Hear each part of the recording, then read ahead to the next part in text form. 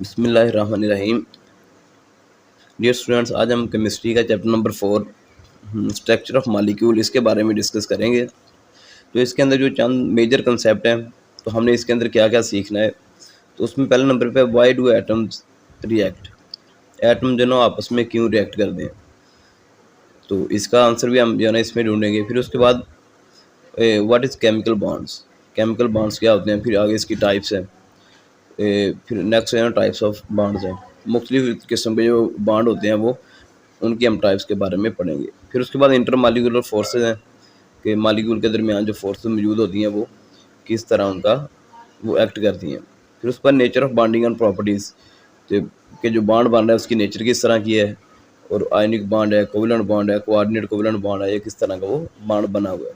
तो उसकी नेचर और उसकी खसूसियात के बारे में हमने पढ़ना है। तो ये पूरे का पूरा जो चैप्टर है उसका ओवरव्यू आ गया। फिर उसके बाद स्टूडेंट लर्निंग आउटकम्स। तो इसमें क्या है कि हमने find the number of valence electron in an atom using a periodic table. Periodic table को हमने इस्तेमाल करना है और इनको इस्तेमाल करते हुए नंबर ऑफ वैलेंस इलेक्ट्रॉन जो एटम के अंदर है वो फाइंड करने हैं। जैसे पहले ग्रुप जो है ना, पहले ग्रुप के अंदर अल्कली मेटल है तो उनमें जो वैलेंस शेल उसमें एक इलेक्ट्रॉन होता है, दूसरा अल्कलाइन अर्थ मेटल है उसमें दो होते हैं। तो इस तरह हमने वैलेंस शेल में जो इलेक्ट्रॉन है वो फाइंड कर लेने पीरियोडिक टेबल को इस्तेमाल करते हुए। उसके बाद describe the importance of noble gases electronic configuration. अब नोबल गैसेज क्या है, ये पीरियोडिक टेबल के अंदर जो आखिरी ग्रुप है वो नोबल गैसेज है, जिसमें हीलियम, नियॉन, आर्गोन ये सारे एलिमेंट जो है वो आ रहे होते हैं। तो उनकी इलेक्ट्रॉनिक कन्फिगरेशन को हमने देखना है। अब उनकी इलेक्ट्रॉनिक कन्फिगरेशन इसलिए इंपॉर्टेंट है क्योंकि वो स्टेबल होते हैं, उनके 2 या 8 इलेक्ट्रॉन्स पूरे होते हैं। तो इसीलिए फिर हर एटम की कोशिश है कि वो नोबल गैसेज की तरह बन जाए। तो इसलिए हमने इसकी इंपॉर्टेंस को भी देखना है। फिर उसके बाद हमने देखना है state the octet and duplet rule, कि अपने वैलेंस शेल के अंदर 2 या 8 इलेक्ट्रॉन पूरे करना ऑक्टेट या डुप्लेट रूल कहलाता है। डुप्लेट रूल में जो एटम है वो 2 इलेक्ट्रॉन पूरे करता है और ऑक्टेट रूल के अंदर एटम जो है वो 8 इलेक्ट्रॉन्स पूरे कर रहा होता है। उसके बाद है एक्सप्लेन हो elements attain stability.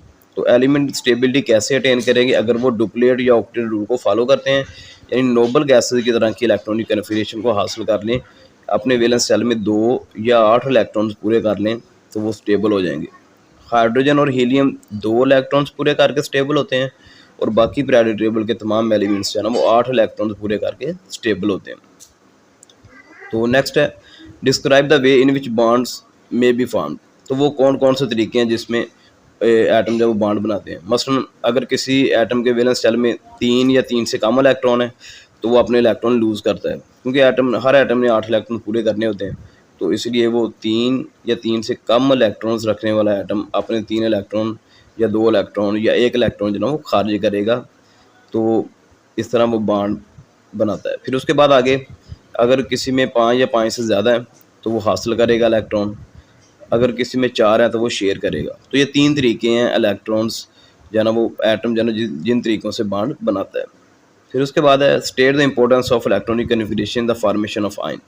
Formation of ions के लिए जो है ना वो इलेक्ट्रॉनिक कन्फिगरेशन की क्या अहमियत है। तो इलेक्ट्रॉनिक कन्फिगरेशन के बारे में भी देखेंगे, फिर इसका आपको मेथड भी बताएंगे किस तरह हमने ये ईजी वे में हर एलिमेंट की हम इलेक्ट्रॉनिक कन्फिगरेशन कर सकते हैं। फिर उसके बाद डिस्क्राइब फॉर्मेशन ऑफ कटाइन। कटाइन होता है अगर कोई एटम अपना इलेक्ट्रॉन दे उसके ऊपर पॉजिटिव चार्ज आ जाए तो वो कटाइन बन जाता है।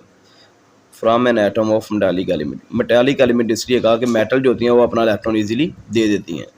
तो जब वो अपना इलेक्ट्रॉन देंगी तो वो कटाइन बन जाएगा, यानी पॉजिटिव चार्ज वाला कोई जो ना वो आयन बनेगा। तो उसको इसकी फॉर्मेशन के बारे में हमने देखना कि ये कैसे बनता है।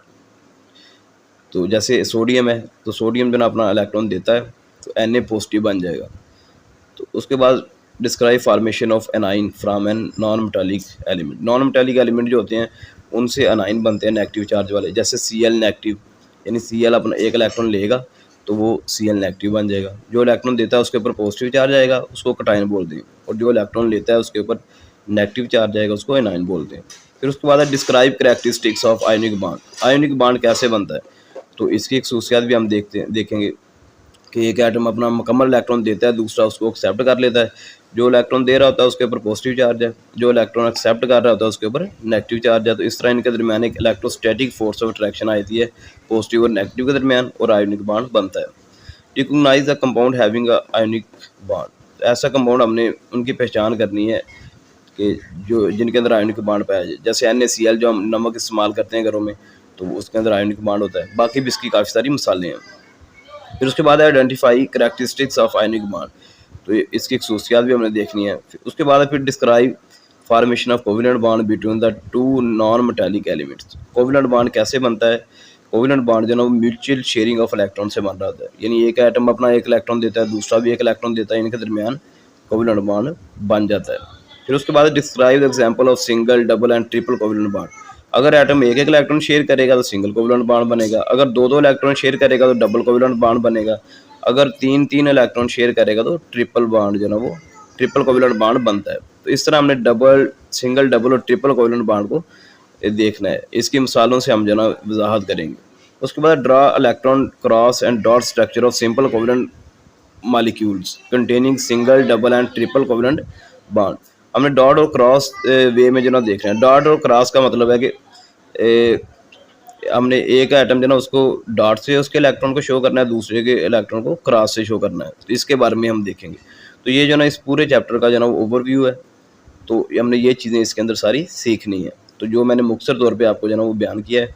अब नेक्स्ट जो ना इसकी इंट्रोडक्शन और एटम जो केमिकल बॉन्ड क्यों बनाते हैं, नोबल गैस जो है ना वो नॉन रिएक्टिव क्यों होती हैं, एटम किन तरीक़ों से अपना जो है ना वो वैलेंस शेल जो है ना मुकम्मल करते हैं और स्टेबिलिटी हासिल करते हैं, तो इसके बारे में देखेंगे। फिर केमिकल बॉन्ड है, तो ये सारी चीज़ें हम आगे नेक्स्ट लेक्चर के अंदर जो है ना इनको स्टार्ट करेंगे और वन बाई वन इनको स्टडी करेंगे।